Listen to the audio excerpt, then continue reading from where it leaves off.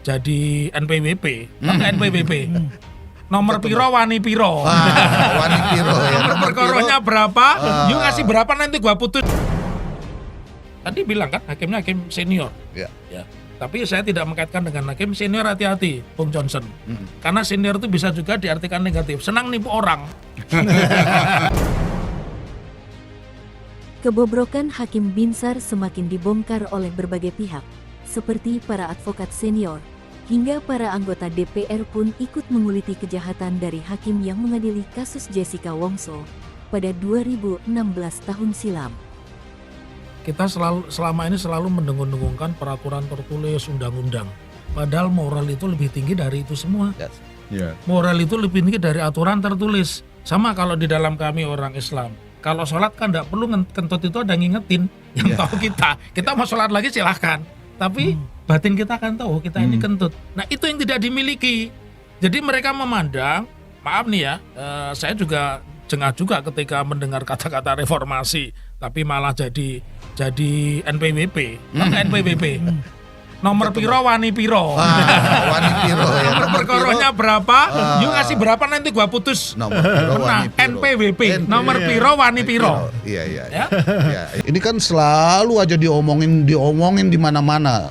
Walaupun sebenarnya kita juga harus menerima kenyataan ini walaupun nggak benar sebenarnya kan. Kalau kita bicara soal praktek hukum pidana, ya kan. Ini penyidiknya polisi selalu bilang, wah kita menggunakan scientific criminal investigation. Pertanyaan saya, siapa yang mengontrol bahwa dia melakukan scientific criminal investigation itu secara benar? Siapa? Semuanya dia kok. Hah? Ya. Bedah mayatnya juga dia, apa segala macamnya juga dia ya kan? Termasuk digital forensiknya. Iya, termasuk digital forensik ini ya kan. Misalnya kayak kasus yang sangat terkenal itu kasus Sambo pembunuhan itu kan. Harus ekshumasi, itu kan berarti saintifiknya nggak jalan. Iya. Ada yang nggak bener. Ya kan? Ada yang nggak bener di situ. Dari mana? Nah, jadi menurut saya itu basic. Yang kalau itu tidak dilakukan oleh benar, inilah bibit-bibit yang menjadi legitimasi peradilan sesat menurut saya. Tadi saya tambahkan kan tadi bahwa di pengadilan pun ada namanya scientific justice crime. Harus dibutuhkan oleh ahli yang kompeten di bidang itu.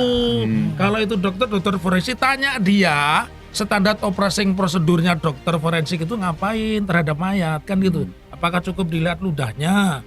Apakah dilihat air kencingnya doang, ataukah harus perlu dilakukan otopsi dan sebagainya. Jadi tidak cukup kita hanya mengatakan pada hari ini kita menghegemoni seolah apa yang kita lakukan ini sudah sesuai standar hukum, sudah memenuhi hak asasi manusia, dan yang pasti tidak ada tadi judicial corruption apa iya. Nah, bagaimana cara mengujinya di pengadilan itu kembalikan pada pasal 183 KUHP, 184 dan 185 bahwa pembuktian yang terkuat itu adalah apa yang disajikan di depan pengadilan. Nah pertanyaannya, kalau yang disajikan pengadilan itu hanya BAP, dan BAP itu bukan barang bukti, jangan lupa, bukan alat bukti. Itu hanya berkas diuji dari peristiwa yang ada di persidangan tersebut. Kalau memang tidak ada fakta, jangan dengan mudah mengatakan hakim ini boleh menemukan hukum. Salah, itu hakim Amerika menemukan hukum karena dia berpedoman pada jurisprudensi. Hakim kita ini tidak berpedoman pada jurisprudensi, makanya sering terjadi disparitas. Hakim A peristiwa yang sama, hakim B peristiwa yang sama, hukumnya beda-beda. Benar kan? Itu yang saya bilang kepastian hakim, jadinya tidak ada kepastian hukum. Nah, oleh karena itu, apa yang bisa dilakukan dengan scientific justice crime, harus ada orang yang berkompeten untuk menilai alat-alat bukti yang disajikan oleh polisi tadi sudah benar apa tidak. Kalau ternyata tidak, memang diperbolehkan di pasal 183 itu keyakinan hakim atau sering disebut meta yuridis. Tetapi meta yuridis itu bukan asal-asalan karena saya hakim, juga pakai ilmu juga gitu loh. Ya, ilmunya ini standar forensiknya sudah dipakai belum ya? Tadi bilang kan hakimnya hakim senior. Ya. Tapi saya tidak mengkaitkan dengan hakim senior, hati-hati, Bung Johnson. Karena senior itu bisa juga diartikan negatif. Senang nipu orang. Kebohongan Hakim Binsar pun terungkap ketika hakim menyatakan bahwa Mirna mati seketika karena racun sianida. Padahal, kesaksian dari Dr. Jaya mengungkap bahwa Mirna tidak mati seketika. Mirna masih hidup hingga sampai di UGD Rumah Sakit Abdi Waluyo dan baru dinyatakan meninggal setelah diperiksa oleh dokter. Hal ini tentu menunjukkan bahwa ada kebohongan yang ditutupi oleh Hakim Binsar soal kematian Mirna. Beberapa saksi ahli yang dihadirkan dalam persidangan itu punya dua keterangan yang berbeda. Betul. Ada toksikologi yang mengatakan ia mati karena racun sianida, Ya. tapi ada juga saksi ahli yang dihadirkan oleh kuasa hukum Jessica yang dari Australia kalau nggak Ya, salah, Jessica. dia mengatakan tidak dapat ditemukan sianida yang cukup besar jumlahnya Betul. yang bisa menyebabkan Mirna Salihin mati Ya. karena sianida. Bagaimana hakim bisa memutuskan bahwa keterangan ahli seperti inilah yang diyakini oleh hakim? Mengapa bukan keterangan saksi versi atau yang diberikan oleh tim kuasa hukum Jessica yang Anda dengar bahwa tidak cukup sianida di Betul dalam sekali. tubuh Mirna? Ini menarik. Saya jadi teringat waktu itu Prof. Bebeng Ong itu mengatakan kalau hanya 0, sekian persen masuk ke rongga ditelan tidak akan mengakibatkan mati. Sementara dari salah satu pihak ahli dari polisi, Dari kejaksaan. ya dari kejaksaan itu 0,1 sekian dapat mengakibatkan matinya seseorang. Tetapi kami selaku hakim kan punya independensi mengesampingkan mana yang lebih relevan. Kami justru masuk kepada fakta lewat CCTV. Baru sianida itu dikocok, dikopi, ditelan hanya hitungan detik. Karena hal ini kami sudah mempelajari karakteristik sianida. Oke. Hanya hitungan detik bisa membuat seseorang itu kolaps sehingga meninggal dunia. Nah, jadi dasar faktual ini yang paling urgen bagi kami. Faktanya dia mati seketika yang kondisinya sebelumnya sehat. Kalaupun dibilang entah bermacam ragam ini barang bukti, itu tidak menjadi peduli bagi kami. Oh enggak, dia waktu itu masih hidup, habis dari Olivia itu masih hidup, dibawa ke rumah sakit Abdi Waluyo. Oke. Masuk UGD. Itu masih hidup posisi? Masih. Dia muntah-muntah, diambil sampel lambungnya sama dokternya, dia meninggal, terus dikasih surat kematian.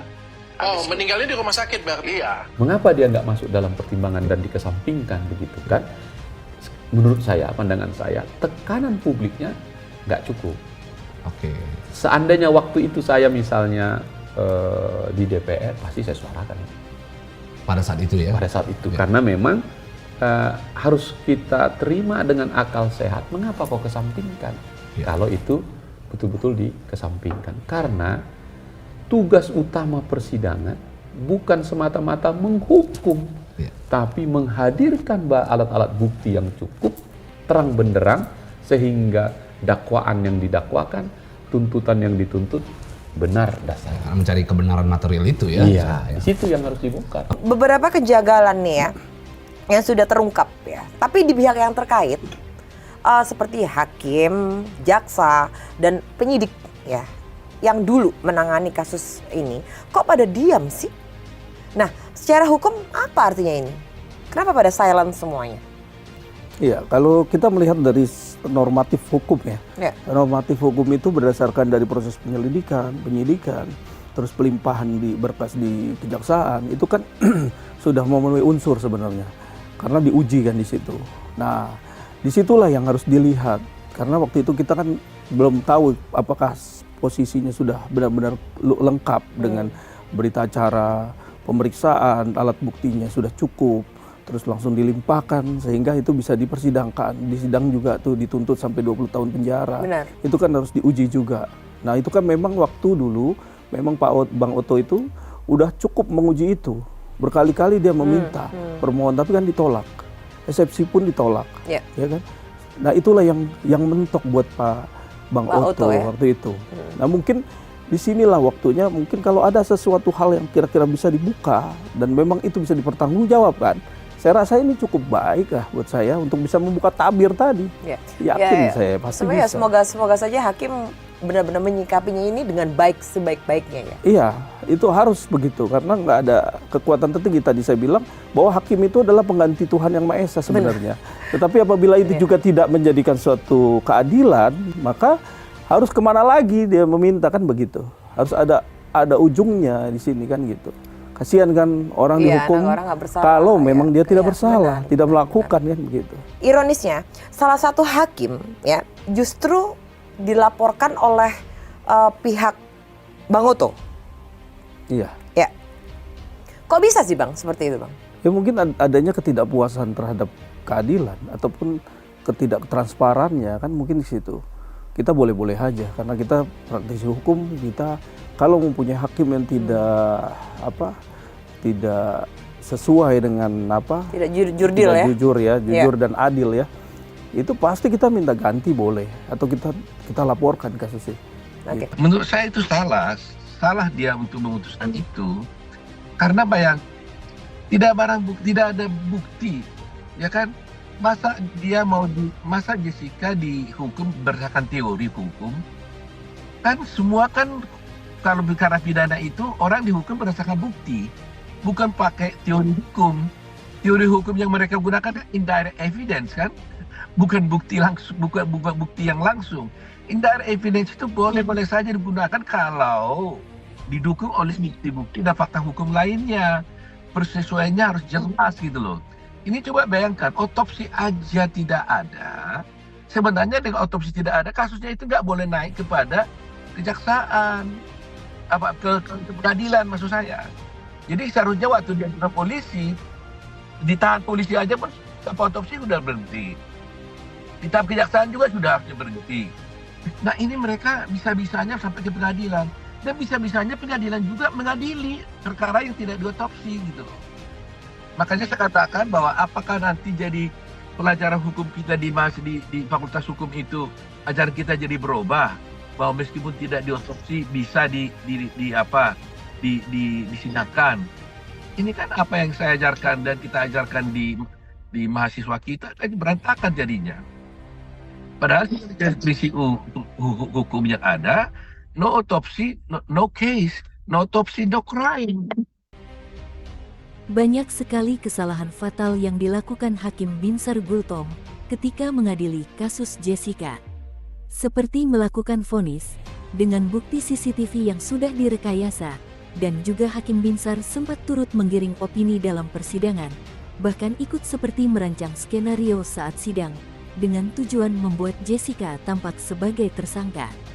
Hal inilah yang membuat ribuan advokat geram dan ingin Hakim Binsar ditindak secara tegas, karena sangat berbahaya jika terus mengadili perkara lain, karena ditakutkan berlaku tidak adil, seperti yang dialami oleh Jessica.